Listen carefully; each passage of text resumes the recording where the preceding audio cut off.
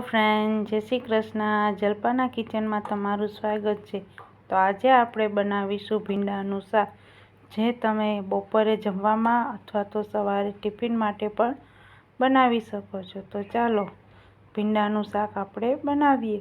તો તે માટે મેં અહીં 400 ગ્રામ જેટલો ભીંડો લીધો છે. આ રીતનો તમારે ભીંડાની પસંદ કરવાની. તેને મેં સારી રીતે વોશ કરી લીધો છે. હવે આપણે તેને એક નેપકિન કે કપડાની મદદથી આપણે તેને સારી રીતે સાફ કરી લઈશું. તો આ રીતે આપણે નેપકિન કે કપડાની મદદથી ભીંડાને સાફ કરી લઈશું અને તેમાં પાણી રહેવા દઈશું નહીં. જો ભીંડાની અંદર પાણી રહેશે તો તે આપણો ભીંડો ચીકણો થશે.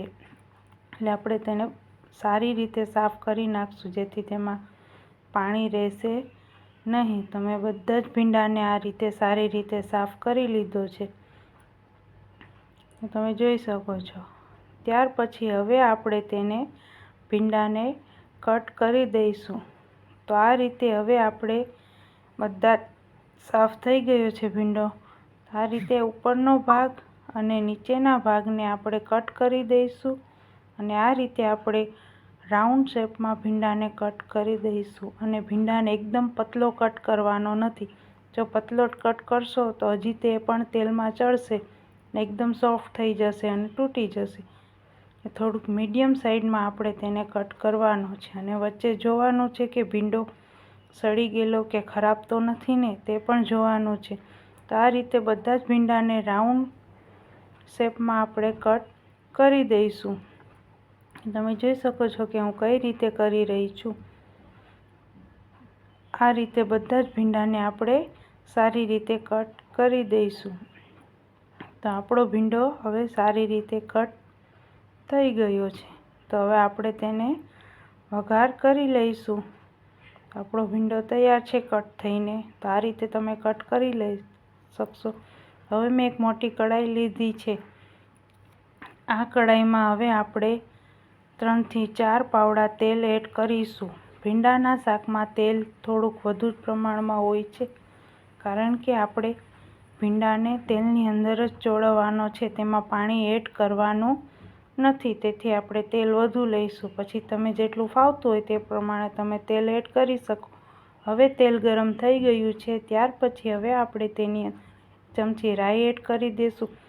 રાઈ સતળાઈ જાય ત્યાર પછી આપણે તેની અંદર 5 થી 6 લસણની કળી એડ કરી દઈશું. લસણની કળી ગોલ્ડન બ્રાઉન કલરની થાય ત્યાર પછી આપણે તેની અંદર અડધી ચમચી હળદર અને 1 ચમચી જેટલી હિંગ એડ કરી દઈશું. અને ત્યાર પછી આપણે જે ભીંડાને કટ કરેલો છે તે તેની અંદર આપણે એડ કરી દઈશું અને ભીંડાને સારી રીતે આપણે તેને મિક્સ કરી લઈશું.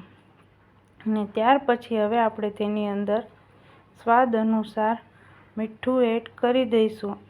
ભીંડાના શાકમાં વધુ મીઠું એડ નથી કરવાનું, નહીંતર ભીંડોનું શાક ખારું થઈ જશે. એટલે આપણે સ્વાદ પ્રમાણે આપણે તેની અંદર મીઠું એડ કરી દઈશું. હું અહીં અડધી ચમચી જેટલું મીઠું એડ કરી રહી છું. અને હવે આપણે ભીંડાને સારી રીતે મિક્સ કરી અને ત્યાર પછી આપણે તેને ઢાંકીને મૂકી દઈશું અને 1 થી 2 મિનિટ સુધી ચડવા દઈશું. 1 થી 2 મિનિટ સુધી ચડી જાય ત્યાર પછી પાછો આપણે તેને આ રીતે ફેરવી દઈશું. આ રીતે આપણે 2 થી 3 વખત કરવાનું છે. વચ્ચે વચ્ચે આપણે ભીંડાને ફેરવતો રહેવાનો છે, નહીંતર આપણું ભીંડાનું શાક બળી જશે.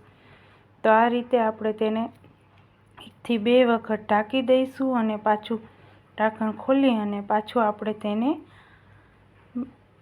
હલાવી લઈશું ભીંડાના શાકને સારી રીતે, જેથી નીચે કરીને કઢાઈમાં શાક ચોંટે નહીં અને આપણું શાક નીચે બળે નહીં.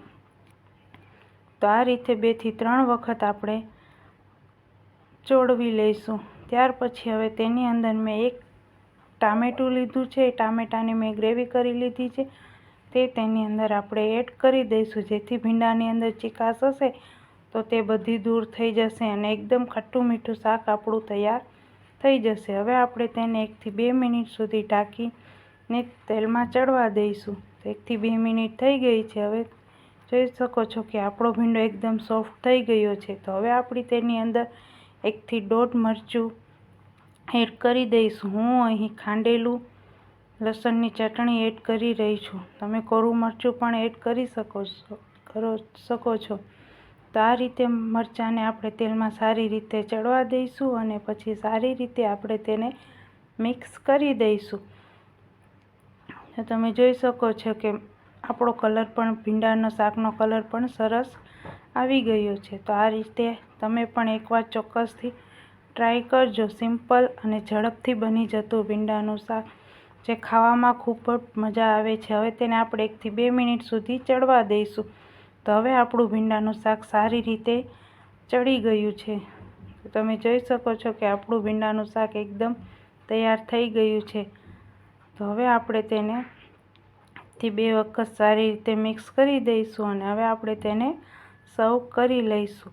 તો તમે ચોક્કસ એકવાર આ રીતે ટ્રાય કરજો. સવારે તમે ટિફિનમાં પણ બનાવી શકો છો, બપોરે જમવામાં પણ બાજરાનો રોટલો કે રોટલી સાથે તમે સર્વ કરી શકો છો. જો તમને મારો વિડીયો ગમ્યો હોય તો મારા વિડીયોને લાઈક કરજો, શેર કરજો અને મારી ચેનલને સબસ્ક્રાઈબ કરજો.